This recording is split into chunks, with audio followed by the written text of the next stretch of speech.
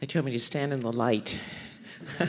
I can't see you, but hopefully you can see me. So I'm going to share with you some data. The thing about data is I try not to overload it. So how do I pick 4 slides to talk about this? So the first slide I'm going to show you is the diversity of our city. Larry talked eloquently about poverty. We have a very diverse city. We are a majority minority city. You can see on this slide, 22% African American, 32% white, and 39% Hispanic, 7% Asian. So we are a very diverse city. It's our strength. It's what's going to make us special.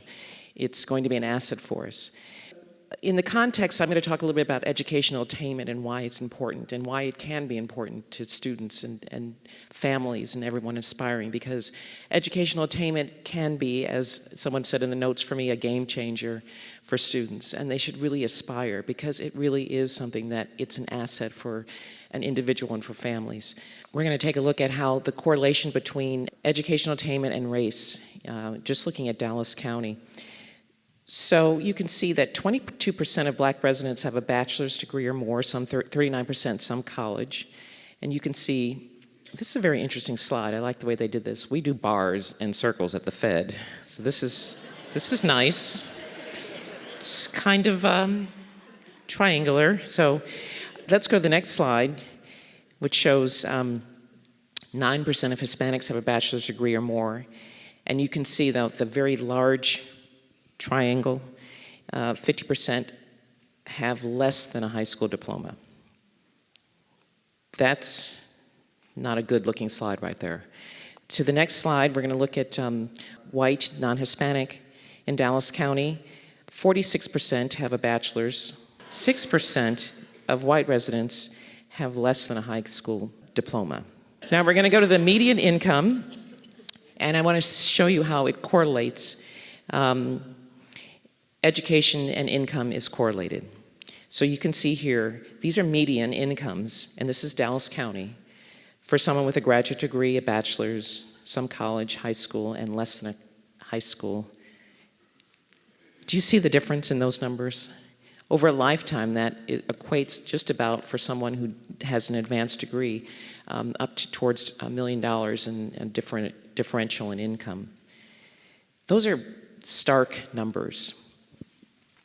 So what we also know about education is that it narrows the employment gap between races. So on my next slide, you'll see that African Americans, 17% of African Americans without a high school diploma in the United States were unemployed in 2014. On the next slide, you're going to see 7 compared to Hispanics, which is 7.4% unemployment. That's a gap with African Americans of 10%. And then the next slide shows 7.8% of whites. So you can see education is correlated also with unemployment. Now, if you were to see these slides, I was going to have them go back, but I don't have time. But if you were to compare these slides all together, when you get into the higher bachelor's degree, you'll see that the unemployment actually gets a little bit closer. So 5% of blacks with bachelor degrees were unemployed, compared to 4% and 3% of Hispanics and whites. So the more education you have, that affects your unemployment rate in a positive way. So having a college degree is an asset. And the reason why we talk about that as being an asset is that you can measure poverty in income, but the real true test of poverty is whether or not you have if you have assets or not. And so a college degree makes a difference for children and for all of us in this room. It really helps you establish yourself to get a career and actually build assets for yourself. And it's truly, truly important. So we have to be careful when we're thinking about all of the news about student loan debt and how terrible it is. It's going to be the next bubble. I get asked that all the time. Is it going to be the next bubble? But it's such a good investment. We say at the Federal Reserve, you earn what you learn. You can't almost afford not to go to college. So just a couple more stats before I leave the stage. That the average student loan in Dallas County is $25,980. That sounds like a car that you might be able to buy somewhere along the way, right? $462 is the average monthly payment.